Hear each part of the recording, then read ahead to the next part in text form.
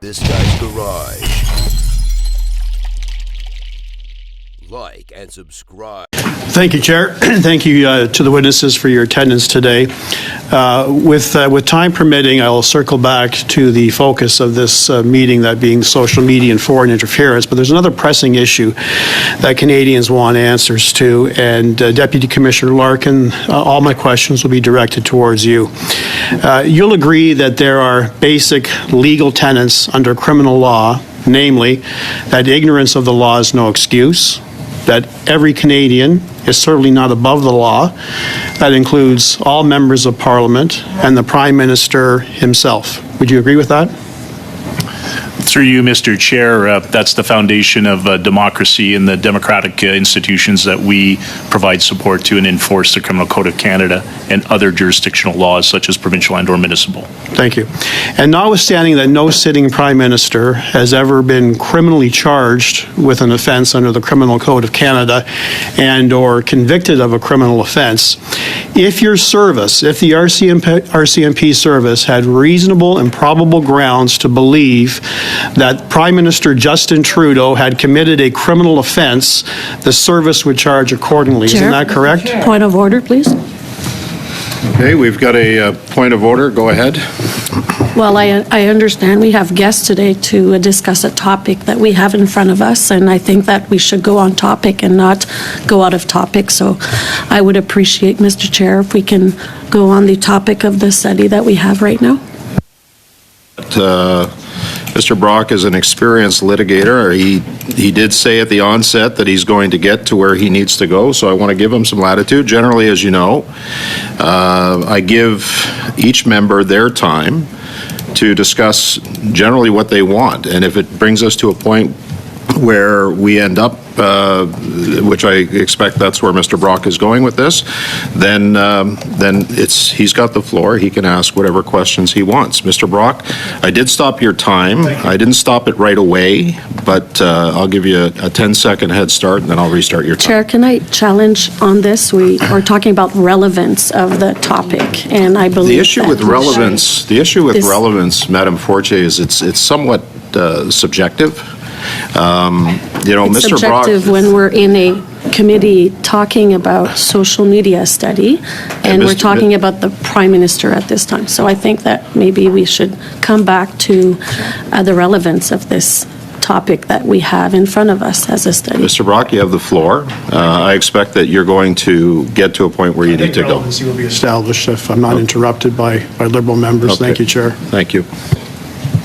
Go ahead. So, Deputy Commissioner Larkin, if I can have a response to that question. If the service had reasonable and probable grounds to believe that Justin Trudeau had committed a criminal offence, the service would charge accordingly. Isn't that correct? Through you, Mr. Chair, again, appreciate the question. It's very hypothetical in nature. Obviously, we investigate. Our mandate is to investigate criminal investigations, regardless of who the target is.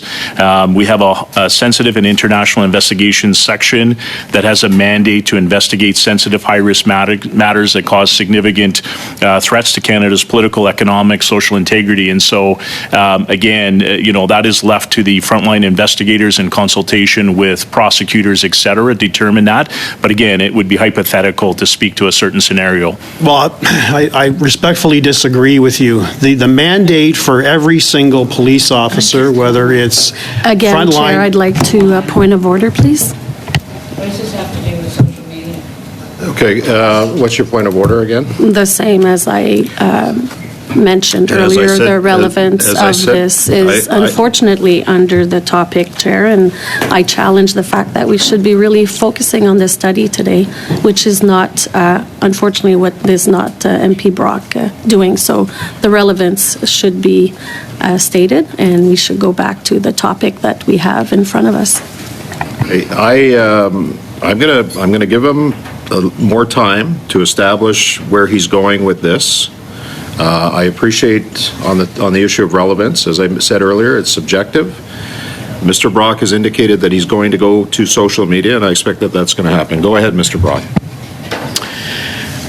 So I'm going to circle back with respect to Deputy Commissioner Larkin. It's a hypothetical, but I think it's a question that's easily answerable, because every single police unit in this country, you'd agree with me, has a singular threshold, a singular legal threshold to lay a charge as simple as mischief or shoplifting, all the way to homicide.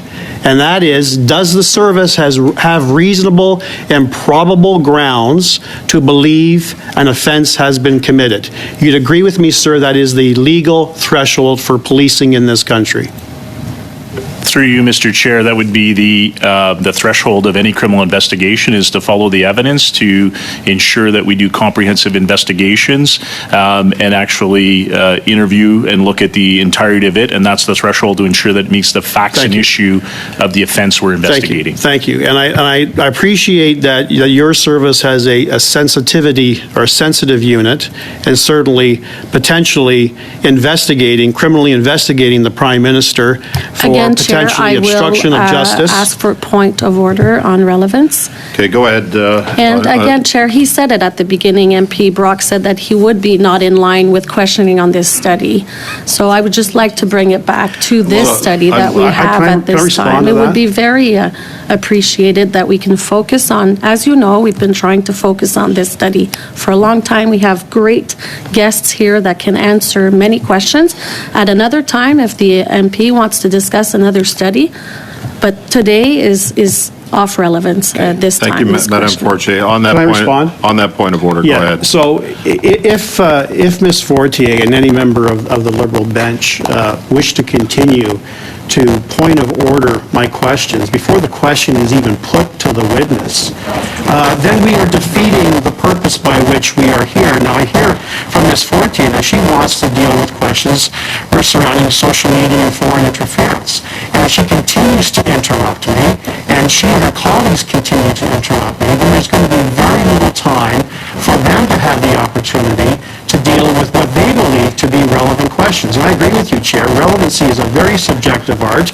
And I stated at the outset, with time permitting, I will be circling back to the content matter of this meeting. Okay. But I object to this constant interference by these Liberal, and they're laughing. Yeah, you laugh all you want, Carolyn Bennett, because it's not funny to Canadians, sir. Mr. Brock, I'm going to ask that you continue.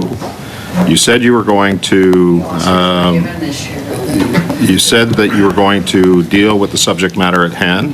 I'm going to ask in the 2 minutes that you have left, 2 minutes and 10 seconds that you have left, that you go in that direction. Thank you, sir. So, Officer Larkin, my apologies, Deputy Commissioner Larkin. I think what we were getting at before I was interrupted now a third time is this whole concept about a legal threshold.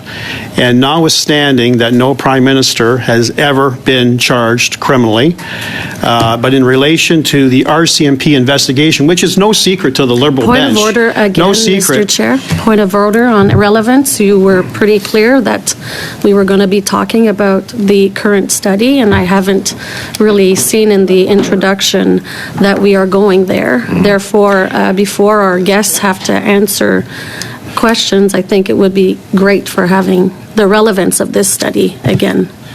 Well, I appreciate that. I appreciate that, Madam Fortier. And as I said at the onset, I generally give a lot of latitude in terms of lines of questioning, hoping that we end up at a point where we're dealing with the study. I expect that that's where Mr. Brock is going. I've got Mr. Barrett on that point of order, and then followed by you, Mr. Green.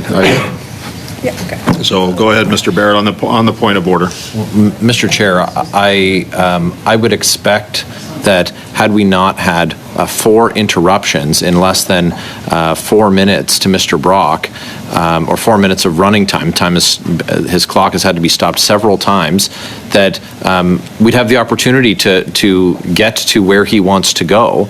But he's at a disadvantage when each time the time is stopped, he restates the same question. So if he's just given the opportunity to ask his question, then without having to repeat it, then perhaps the fullness of what he's looking to get to would be heard by the committee, but he's not being given that opportunity. Thank you, Mr. Barrett. Mr. Green, go ahead. Thank you very much, Mr. Chair. And Mr. Chair, you know I have a lot of respect for you. I think you're doing a good job in the seat there. I'm going to just share with you what my concern is with what's happening right now. My concern is that as somebody who will often use procedure, and I know my good friend Mr. Brock will have an appreciation of this. We spend a lot of time together on Dead Sea. My concern is that when filibusters arise, and they do, you will often know that I'll reflect on the ruling of relevance. And if what we're doing now is setting a precedent that allows for any and all topics at any and all times to be debated, that's going to affect my future interventions when it comes to filibusters on relevance. So, I know Mr. Brock has a deep respect and consideration for procedural rules, and I would ask that we get back to the study at hand, so that in future debates, when I call a point of relevance, that you won't reflect back on today and say, anything and everything is fair game. Yeah, I've generally tried to give a lot of latitude, as you know, Mr. Green, in lines of questioning, regardless of the subject matter. I happen to fundamentally believe that a member's 6 minutes is their 6 minutes. If they want to talk about rainbows and unicorns, they can do that. Mr. Brock, I'm asking you to come back to the subject matter at hand, if you can, sir, and you have the floor. Go ahead. Thank you, Chair. For 1 minute and 40 seconds. So again, Deputy Commissioner Larkin, hopefully I can get this question out. Now, social media, my social media, is absolutely abuzz with concerns in regards to this particular area. And I can mention social media 1,000 times to satisfy my Liberal colleagues, but social media is such that Canadians want to know, is the RCMP impervious to the thought that the Prime Minister is incapable of being charged with a criminal offense? Now, I know that this is a sensitive matter, but I asked you for a pointed response, and I'm not getting a pointed response. If the RCMP had reasonable and probable grounds to believe that our Prime Minister, Justin Trudeau, had been involved in a criminal offense, which is your legal threshold, reasonable and probable grounds, that you consulted with the appropriate legal authorities, you consulted with the Department of Justice, you consulted with provincial and territorial crown attorneys. If they gave you the green light that the facts and the evidence was there, that your legal threshold was met, can you advise Canadians that in that hypothetical, you could charge the Prime Minister, Justin Trudeau, with a criminal offense? Yes or no, sir? In 20 seconds. Point of order on relevance again. Point of order on relevance again. Relevance is subjective. But Mr. Larkin, you've got 20 seconds to answer that question if you want. Thank you. Through you, Mr. Chair, to Mr. Brock, again, hypothetical scenario, but regardless of who the suspect is, we follow the legal threshold. We're true to our oath, and we would actually follow the evidence of any criminal investigation, and that's our mandate. So thank you. Okay, thank you.